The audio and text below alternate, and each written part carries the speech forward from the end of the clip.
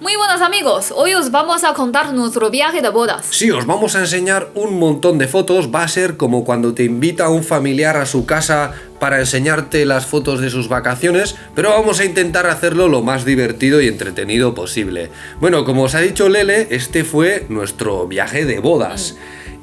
Nosotros nos casamos en el año 2015. Y bueno, entonces teníamos unos ahorrillos, no demasiado, de los años que pasé yo en China como estudiante, becario. Y dijimos, bueno, pues ya que estamos aquí, estábamos en el noreste de China, en Changchun, una provincia que hace frontera con Corea del Norte. Y dijimos, bueno, pues vamos a darnos un capricho, un viaje de esos que haces solo una vez en la vida. Y vamos a hacer el transiberiano de este a oeste. Normalmente la gente lo hace de oeste a este. Y vamos a ir más allá y vamos a llegar hasta mi pueblo lo más cerca posible en tren. Y de hecho hicimos eso, desde Changchun hasta Vladivostok, en el extremo este de Rusia, y luego hasta Irún en tren. Fueron un montón de kilómetros, miles de kilómetros. Nos cansamos porque fueron 23 días en total, pero para mí el mejor viaje que he hecho en mi vida, sin duda. No sé tú qué piensas, Lele. Para mí también. Sí, yo tengo un recuerdo muy bueno. Entonces, una cosa que tenéis que saber del transiberiano, porque nos vamos a centrar sobre todo en el transiberiano, ¿vale? Una cosa que tenéis que saber es que es un viaje que hay que preparar muy bien. Y esta es una tarea que hizo Lele. Sí. Lele se encargó durante mucho tiempo, mientras estaba yo con mi tesis para arriba y para abajo. Ella ya había dejado de trabajar porque nos íbamos a pasar un año en España, y entonces pues en ese tiempo, que fueron casi un par de meses, ¿no? Sí. Estuvo ella pues ahí mirando las páginas web de la red ferroviaria rusa, sí, para calcular todo el viaje, porque el transiberiano, hombre, lo puedes hacer de una tirada incluso si quieres. Lo más fácil, creo que sí. Es lo más fácil, pero es lo más soso y te puedes morir también, o sea, tantos kilómetros ahí sin parar, bueno. Pero claro, si quieres hacer muchas paradas, hay que programarlo bien para no perder los trenes.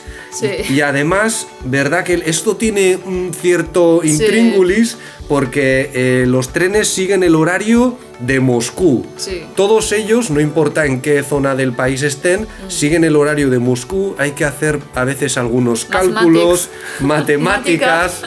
Bueno, Lele hizo un trabajo maravilloso. Pero me mata. Casi te mató el trabajo, ¿no? Madre mía, es que tienes que contar el horario de local, ¿no? El horario local. Sí, porque, por ejemplo, en Vladivostok, y igual tiene 11 horas de diferencia, o 8, no me acuerdo, pero muchas diferencias con la hora de Moscú. Entonces había que calcular. Y claro, si calculas mal y a lo mejor pierdes un tren, o por lo que sea pierdes un tren, pues te arriesgas a que luego los demás trenes que tenías para más adelante también los pierdas. Sí.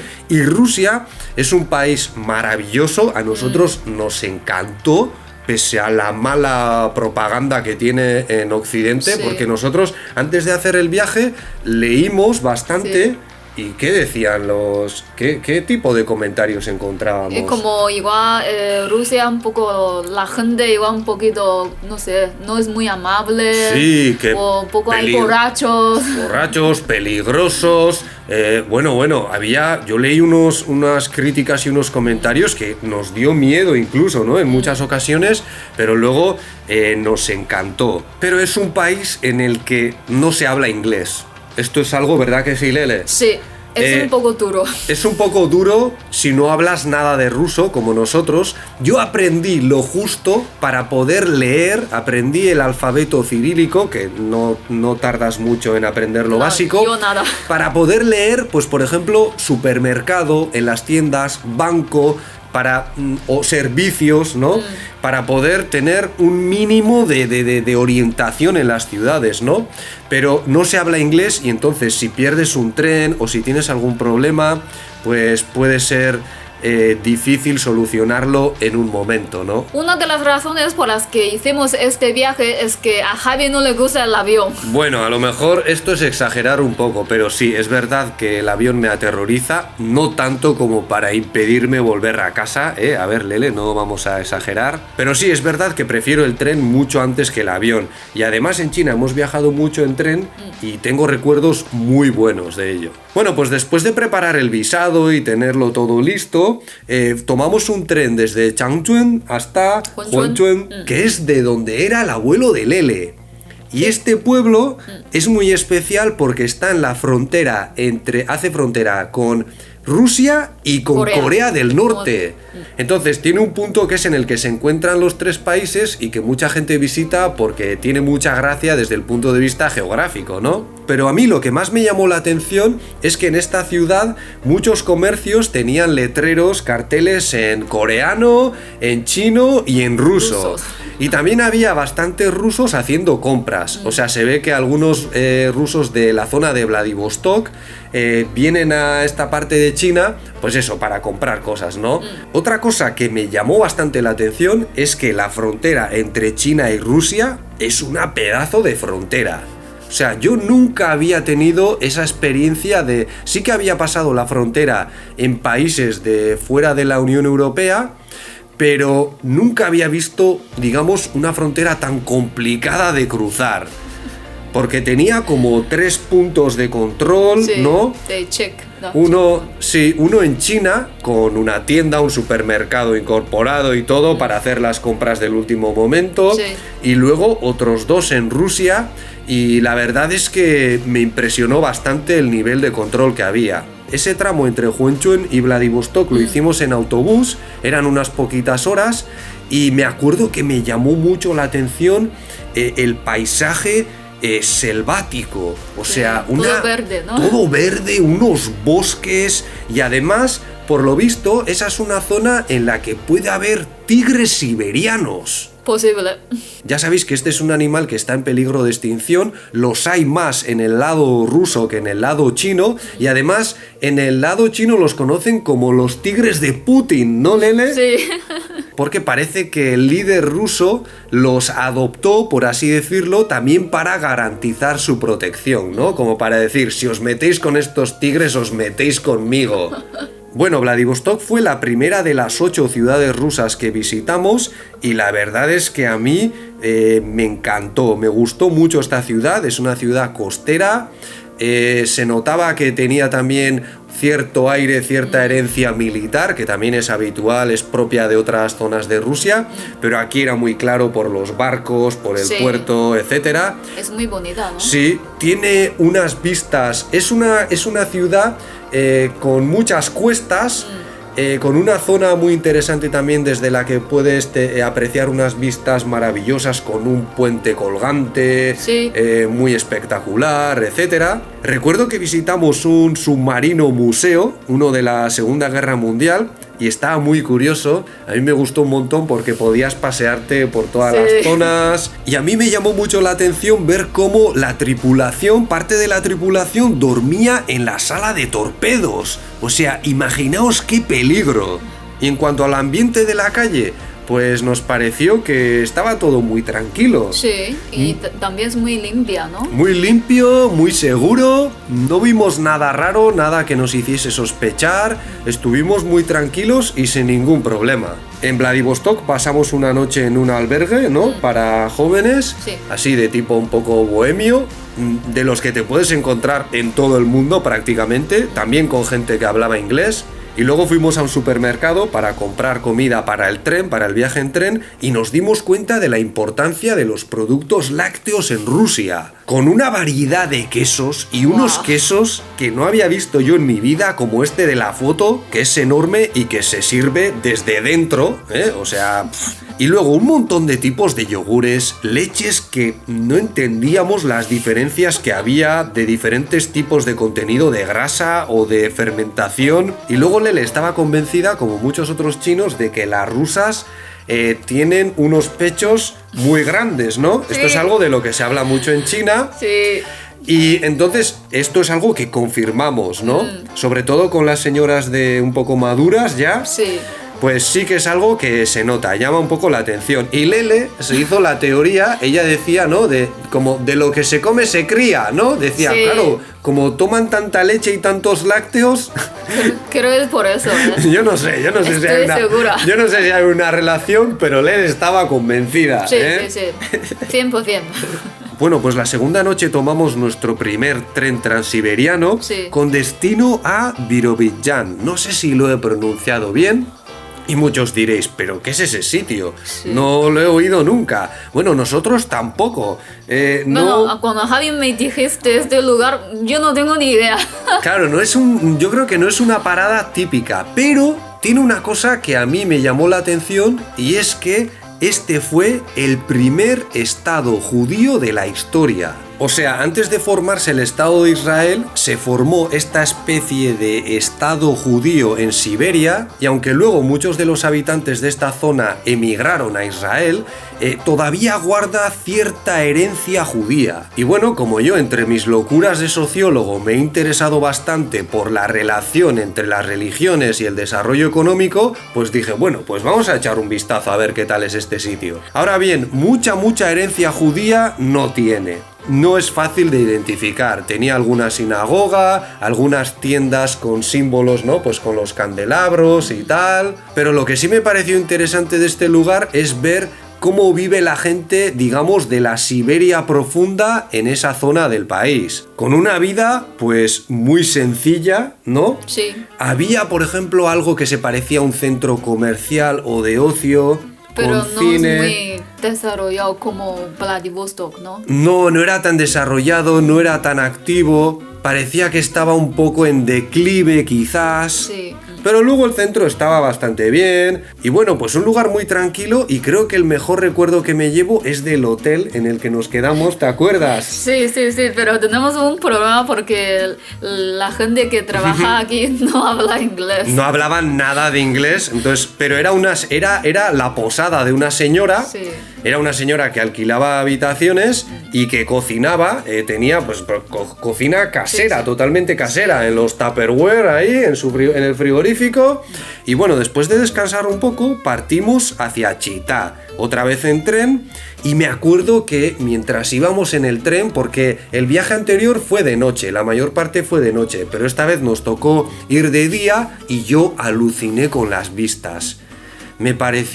Siberia me pareció precioso por el verdor que tiene, los bosques, sí. Y sobre todo, por las aldeas y los pueblitos que salpican el paisaje con casitas de madera, de colores. Y ya lo que me hizo que me entrasen ganas de saltar del tren, de que lo parasen y bajarme ahí mismo, fue cuando vi, pues eso, que había un montón de gente bañándose, sí. En los ríos, wow, en los lagos. Estaban allí pues disfrutando de una forma supernatural, sí. Pues eso, del aire fresco, del agua, y de hecho apuntamos algunas de las estaciones más cercanas a estos sitios para en el futuro sí, ver si podíamos volver y parar y pasar allí unos días. Creo que la gente estaba contenta, ¿no? Sí, no sé, se les veía felices allí, en el agua, al sol, no sé cómo será el invierno, igual el invierno es durísimo y la gente está ahí deprimida, no lo sé. Pero aquella imagen, aquellas escenas eran simplemente idílicas, de ensueño. En cuanto a las modalidades de viaje, pues yo creo que hay 3 básicas. La más barata es en la que pues todo el vagón es un compartimento de literas, ¿no? Hay un montón de literas ahí, varios pisos, y entonces, pues como he dicho, es lo más barato, pero también he leído comentarios de que a veces huele un poco a pies, hay mosquitos, etcétera, etcétera. Nosotros, como estábamos haciendo nuestro viaje de bodas, ¿no? Y además, una cosa importante es que íbamos con muchas cosas encima, porque para nosotros fue una mudanza también. O sea, éramos un poco como una pareja nómada en el sentido más estricto de la palabra, porque íbamos con un montón de cosas que habíamos acumulado, sí. Desde 4 años en China. 4 años en China, y dijimos, bueno, pues nos las vamos a llevar algunas de ellas a España. Otras las enviamos por correo. Pero bueno, pues había que llevar cosas, llevábamos un ordenador, llevábamos ropa, llevábamos objetos personales, etcétera, Sí. etcétera. Entonces nosotros elegimos la segunda clase, por así decirlo, que son, el vagón tiene diferentes compartimentos y en cada compartimento hay 4 camas. Sí. Además tiene una puerta que puede cerrar. Eso es, entonces ofrece algo más, digamos, de intimidad, ¿no? Sí. Y luego hay una clase que es la de lujo, en la que viajas en un compartimento de solo 2 personas y creo que hasta tiene su propio baño, ¿no? No estoy seguro, pero bueno, es otro nivel de lujo ya, el precio es bastante más caro y a nosotros en general no nos pareció muy caro el recorrido. O sea, de hecho, lo que pagamos por cada kilómetro en Rusia es mucho más barato que lo que pagaríamos luego, por ejemplo, en Alemania o en Francia. Wow, es bastante más caro. Sí. Y luego también tienen las máquinas estas de agua caliente, que sale agua hirviendo, ¿eh? No es agua caliente, es agua hirviendo, cuidado, que también son muy típicas en China. Y esto está muy bien porque, además de poder prepararte un té, un café o una sopa, si tienes imaginación, le puedes sacar mucho partido. Nosotros teníamos un termo y lo que hacíamos era llenarlo de agua hirviendo y lo utilizábamos como una especie de olla. Entonces, en cada parada comprábamos, por ejemplo, salchichas. Sí. Que las salchichas rusas están muy buenas. Hay unas salchichas ahumadas que están deliciosas. Y entonces las metíamos en el termo, esperábamos un rato y luego también utilizábamos el agua caliente para preparar, por ejemplo, puré de patata. Y luego con el pan ruso, que está muy bueno, podés comprar pan negro, que es muy popular del país, Sí. o pan blanco, el que quieras. Con el pan, el puré de patata, algo de queso y las salchichas de Wow. lujo. Ya sé que es una cosa pues un poco chabacana, ¿no? Pero nosotros íbamos súper felices. Y tengo que decir que algunos rusos miraban como diciendo, ¿pero estos? O sea, ¿de dónde se han sacado este invento? Y otro truco muy importante si queréis hacer este viaje es que tenéis que agenciaros unos pantalones para el tren. Esto se lo vimos hacer a los rusos cuando entraban en el vagón. Sí. Y nos decían, ¿te acuerdas? La primera Sí, sí, chica sí. en el primer viaje nos dijo, oye, ¿os importa esperado un momento fuera del vagón? Porque quiero cambiarme. Ah, y dijimos, vaya. Y entonces se cambió, se puso una especie de pijama. Sí, Y muy entonces, cómodo. Claro, y eso hace que si estás en un viaje largo, pues la ropa se te sobe menos, hace que la tengas más fresca. Entonces es una ventaja tremenda si acumulas varios días de viaje. Para nosotros fue un antes y un después, ¿verdad que sí, Lele? Sí, sí, sí. Yo me compré unas bermudas y entonces lo que hacía era, pues iba al baño o en el compartimento, me quitaba mis pantalones, también la ropa interior, me podía igual, en el baño a lo mejor me refrescaba un poco, con un poco de agua o lo que sea, una toalla, y luego me ponía las bermudas que no tenían ropa interior, que iba simplemente con la típica redecilla por dentro. Y es lo que utilizaba cuando estaba viajando en el tren. Y de esa manera os aseguro que es otra historia. O sea, es una de esas pequeñas cosas que implica un cambio enorme. Y luego, en cuanto a la higiene, aunque hay trenes que están mejores que otros, en general está todo limpio. Sí. Y también cada estación cambian las... Sí, cambian las sábanas de las camas. O sea, y esta es una diferencia... yo creo que muy grande comparando con lo que ocurre en China, o Sí. ocurría en China. Porque en China, por ejemplo, si tú comprabas un ticket para un tren litera, para dormir, pues si no lo pillabas desde el principio, desde la estación de salida, desde la estación inicial, Sí. a lo mejor te tocaba las sábanas de otra persona, que había usado otra persona. A lo mejor podía ocurrir, muchas veces nos ocurrió a nosotros, pero en Rusia no. No. En Rusia a cada pasajero se le ponen sus sábanas y todo limpio. Y luego también si tienes hambre, hay sitios en los que puedes comprar cosas, También hay cantina también. hay una cantina, hay un vagón restaurante y también hay asistentes de viaje que vienen, te tocan la puerta en el compartimento, oye, ¿queréis que os cocinemos algo? ¿Queréis algo de comer? Y entonces, pues bueno, tienen un menú, puedes pedir lo Sí. que tengan, pero una cosa bastante curiosa es que, de hecho, había bastante gente que iba al restaurante, al vagón restaurante, pero no a comer, sino a pegarle un poco al vodka, ¿eh? Sí. Y a mí me daba mucha gracia porque notabas que cuando iban hacia allí, iban así bastante formalotes y cuando volvían ya venían más animados, ¿no? Cantando, haciendo bromas. Pero no vimos ninguna situación violenta relacionada con el alcohol, ni mucho menos. Sí que igual en alguna ocasión... Irkutsk, ¿no? En Irkutsk nos dijeron igual que a uno le habían, como que los asistentes o la seguridad del tren había detenido a uno de los pasajeros porque estaba, o lo habían llevado al vagón calabozo, no lo sé, porque estaba un poco pasado de alcohol, pero por lo demás nada que llamase la atención. Luego en las ciudades sí que en algunas zonas se veía gente que quizás tenía problemas con el alcohol, personas sin hogar, pero tampoco nos pareció que hubiese una epidemia. Y de hecho hace poco han salido algunas noticias de que ha bajado bastante el consumo de alcohol en Rusia. Una cosa que me gustó mucho de Chita son las casas. Sí, las casas de madera, ¿verdad? Sí. Y con colores súper diferentes. Sí. ¡Wow! Qué bonita. Sí, habíamos visto estas construcciones desde el tren y ya se veía que era algo, pues eso, muy bonito. Sí. Pero cuando tuvimos la oportunidad de verlo directamente y de pasear por esos barrios, pues la verdad es que es una pasada. Esas casitas, yo también, la verdad es que me preguntaba, ¿y cómo pasan el invierno ahí, no? Pero bueno, supongo que son construcciones tradicionales que yo creo que tienen muchas décadas y siglos de resistencia probada. Luego también la catedral, por supuesto, es muy bonita. Las iglesias. Sí, pues por los colores, por la arquitectura también. Yo creo que es algo que merece la pena. Y luego también en la ciudad había zonas que estaban, pues eso, bastante desarrolladas, muy tranquilas, muy ordenadas. Y luego otras, pues en las que se veía pues que la gente pues se hacía las cosas como podían, ¿no? Por ejemplo, parques construidos totalmente a mano. Sí.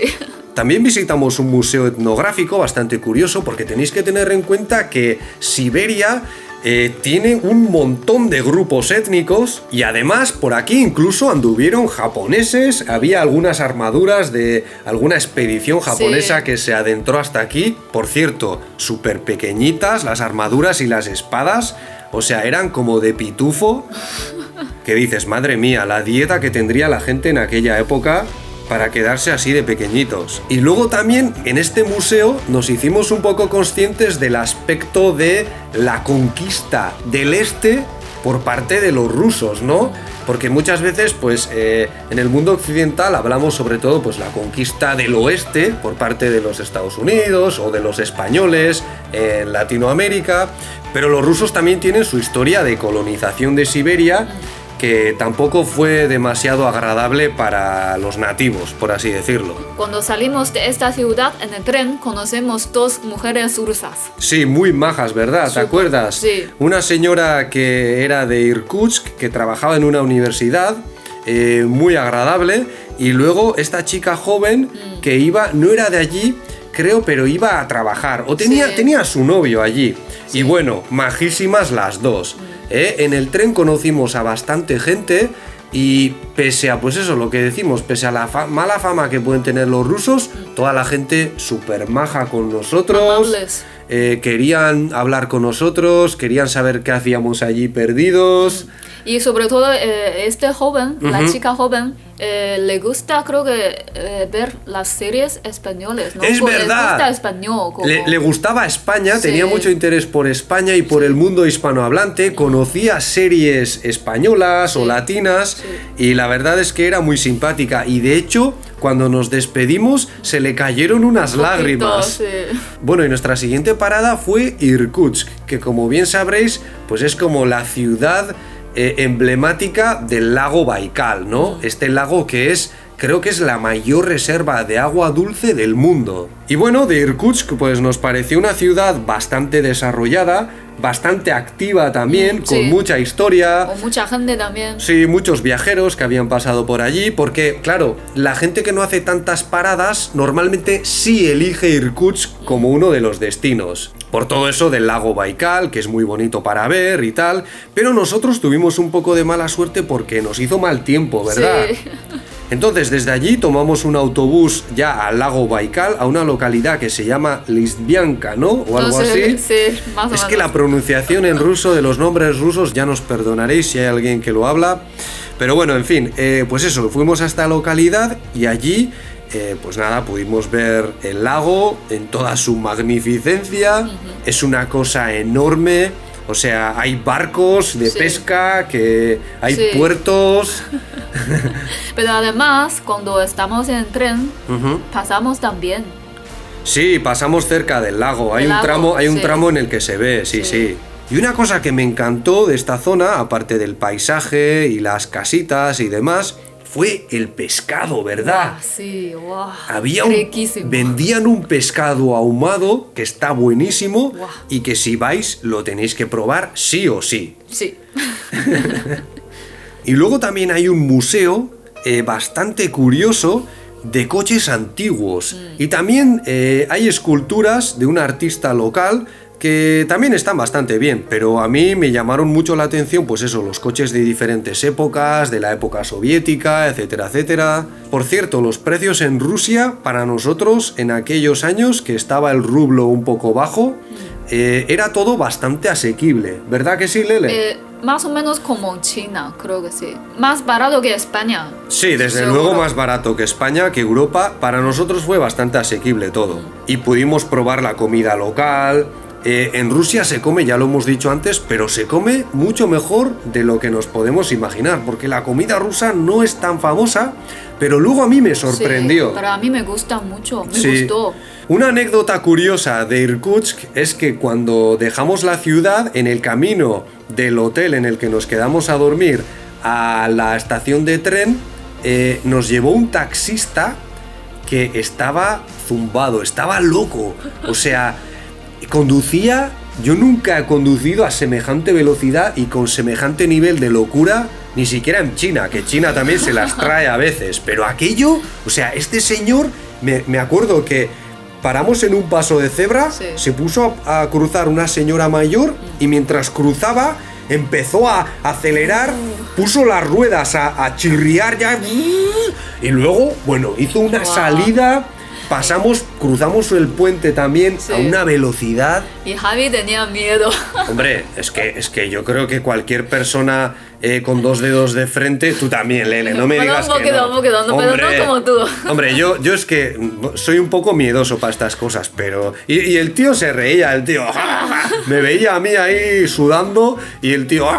No nos entendíamos, no había manera, pero bueno. Y luego en la estación también me acuerdo que vi una escena bastante graciosa que me confirmó, digamos, bueno, no me confirmó nada, pero todo este tópico de los rusos como gente muy fuerte, ¿no? Un poco bestia.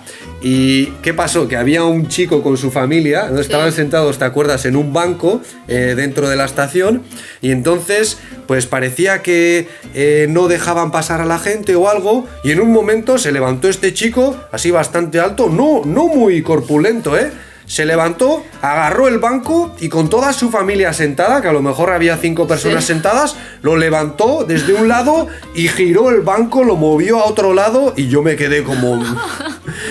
Bueno, pues al final, entre tantas anécdotas, nos está quedando un vídeo enorme y creo que vamos a tener que dividirlo en 2 partes. Así que nada, nos vemos el domingo que viene, pero tranquilos que en otros domingos trataremos otros temas de actualidad, como veníamos haciendo, etcétera.